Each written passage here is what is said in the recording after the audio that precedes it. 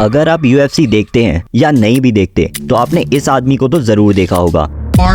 Fucking, numbers fucking geek. He is the most savage CEO out there, Dana White. Did anybody ever see the first UFC when it came out, the first one? It was allowed. So UFC was kind of this crazy thing where it was like no rules, bare knuckle. McCain came out and said, What it was at the beginning was human cockfighting. It was. This is human cockfighting here. Human cockfighting. human cockfighting. It's sort of like human cockfighting in my view. It's barbaric. Nobody wants to see it. There's no rules. In Ultimate Fighting,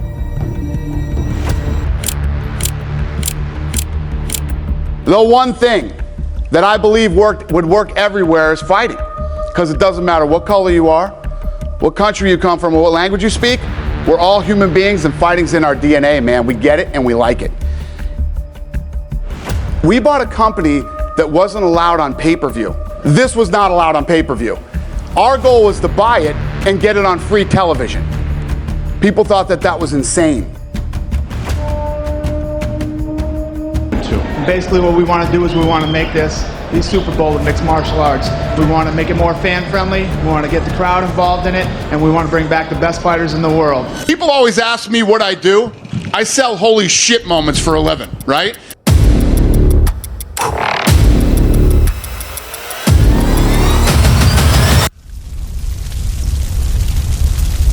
Well, let me tell you the rest of the story. Wait Dana, story आज मैं बताऊंगा। Dana white को शुरुआत से ही combat sports में दिलचस्पी थी। करीब 25 साल की उम्र में वो वापस बॉस्टन शिफ्ट हुए फ्रॉम वेगस और बीजेजे ट्रेन करना स्टार्ट किया अलॉन्ग विद अपने पुराने क्लासमेट लोरेंजो फर्टीडा। हमारी स्टोरी का फर्स्ट कैरेक्टर और बहुत इंपॉर्टेंट भी। फर्टीडा ब्रदर्स को आप UFC की बैकबोन मान सकते हैं, क्योंकि अगर ये दोनों भाई नहीं होते और ये इन्वेस्टमेंट नहीं करते तो आज शायद UFC होता ही नहीं। I actually got to the point where I called Dana and I said, look, we're going to have to take a loss on this thing. Lorenzo और डेना क्लासमेट्स थे और दोनों हमेशा से ग्रैपलिंग सीखना चाहते थे। UFC 27 डेना और Lorenzo as an audience UFC event में गए, बट देखा कि क्राउड बिल्कुल डेड पड़ा है, ना कुछ एनर्जी है ना रश है, फाइट्स भी बिल्कुल बोरिंग चल रही है और उस टाइम तक UFC में कुछ बचा नहीं था।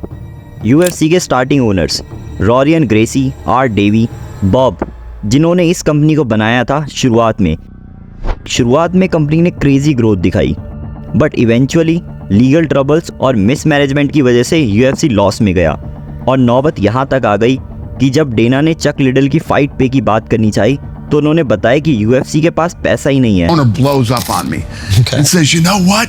There is no more fucking money. I don't even know if I can put on the next event. ये सब सुन के डेना को कहीं ना कहीं खुशी हुई और उन्होंने तुरंत अपने फ्रेंड फर्टीडा ब्रदर्स को कॉल मिलाया। Called the Fertitta brothers and said, I think the fucking UFC is in trouble. I think they're going to go under, and I think we could buy the company, and I think we should. Eventually Dana और Lorenzo Fertitta ने UFC को around $2 million देकर खरीद लिया। But UFC को सिर्फ खरीदना एक बड़ा टास्क नहीं था, इसकी बुरी इमेज को सुधारना और लीगल ट्रबल से निकलना ये ज़्यादा मुश्किल था। UFC को प्रॉफिटेबल बनाने में 3 बड़ी प्रॉब्लम्स थी। पहला, बैड इमेज ऑफ UFC के स्टार्टिंग ओनर्स ने शुरुआत से UFC को ऐसे प्रमोट किया था कि एक बहुत ही ब्लडी और ब्रूटल स्पोर्ट है। ऐसा दिखाया गया था कि इसमें 2 फाइटर्स की फाइट होती है और एंड में कोई एक ही इंसान बचता है, तो इसको टीवी पर ले जाना, जो कि सबसे बड़ा काम था, वो बहुत ही मुश्किल हो गया था। दूसरी प्रॉब्लम इस स्पोर्ट्स को टीवी पर ले जाना था। We bought a company that wasn't allowed on pay-per-view. Porn is on pay-per-view.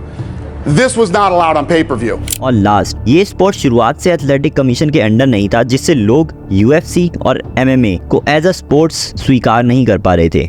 Dana और लोरेंजो ने UFC को खरीदा तो, लेकिन अब उसे लोगों के घरों तक पहुंचाने में एज अ स्पोर्ट ये बहुत मुश्किल था। सबसे पहले UFC को एथलेटिक कमीशंस के अंडर वैलिड कराया गया, कुछ स्पेसिफिक रूल्स लाए गए और फाइटर्स का पे फिक्स किया गया। डेना वाइट ने एक बड़ी टीम बनाई, प्रोड्यूसर्स रखे गए, मैच मेकर्स रखे गए, पूरी काउंसिल को हायर किया गया, पर इतनी सारी चीजें करने के बाद UFC को भारी लॉस हो रहा था। Smart fucking, numbers fucking geek that worked for the Fertittas hated this investment, thought it was ridiculous and that the Fertittas were going to lose all their money. Every fucking one of them.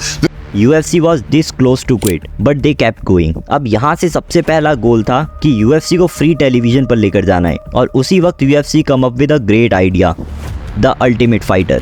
Question is not did you think you had to make weight, did you think you had to do this? Do you want to be a fighter? That is my question. And only you know that. Anybody who says they don't, I don't want you here. And I'll throw you the out of this gym so fast your head will spin. It's up to you. I don't care. UFC का गोल था कि reality show के through वो अपनी audience को pay per view वाली audience पे convert कर पाए। अब UFC 44 मिलियन डेट में थी और जरूरत थी बस एक नेटवर्क की जो ये रियलिटी शो ब्रॉडकास्ट करे, एंड उन्हें ये मिल गया। और जो सोचा था वही हुआ। शोज की रेटिंग स्काई रूफ हुई, आसमान छूने लगी। पूरे स्टेट्स में अल्टीमेट फाइटर पॉपुलर हुआ। लेकिन मिड सीजन चैनल नेटवर्क के CEO ने रिजाइन कर दिया। दोबारा से UFC एक क्रॉस रोड पे था। फाइनल की शाम थी और डेना वाइट और फर्टिटा ब्रदर्स को ये भी नहीं पता था कि सीज़न 2 अब आएगा भी या नहीं। सीज़न 1 के फाइनल को स्ट्रीम किया गया और उस फाइट के सेवियर थे ये दोनों। Ladies and gentlemen, it's the Ultimate Fighting Championship. I say hand down 2 contracts. There is no loser in this fight, and we're going to offer Stephan Bonner a contract with the UFC. और इस fight के and होते ही UFC ने season 2 की deal भी sign कर ली। The ultimate fighter के सीजन 1 के बाद there was no going back. UFC की रेटिंग आसमान छूने लगी। शो पूरे स्टेट्स क्या वर्ल्ड में पॉपुलर होने लगा। UFC ने नए प्रोग्राम भी स्टार्ट किए जैसे UFC unleashed, UFC fight night और UFC अनडिस्प्यूटेड गेम। आगे चलकर कुछ सालों में ही UFC ने फॉक्स नेटवर्क के साथ एक डील साइन करी जो उस समय का सबसे बड़ा केबल नेटवर्क था। और कुछ सालों बाद ESPN ज्वाइंड, वो ESPN जो एक टाइम पे UFC को केस के जरिए डराता था और आज वो UFC को खुद प्रमोट कर रहा है और स्ट्रीम भी कर रहा है। UFC की स्टोरी हिस्टोरिक और एपिक रही है। From buying UFC at $2 million और उसको $12 बिलियन की company banana was not easy. Okay, so you buy it for $2 million. It's worth what now? Now? Yeah. 12-13 billion. Okay. Okay. Dana White ने कुछ ऐसा करके दिखाया जो हिस्ट्री में शायद मुश्किल से ही कभी रिपीट होगा।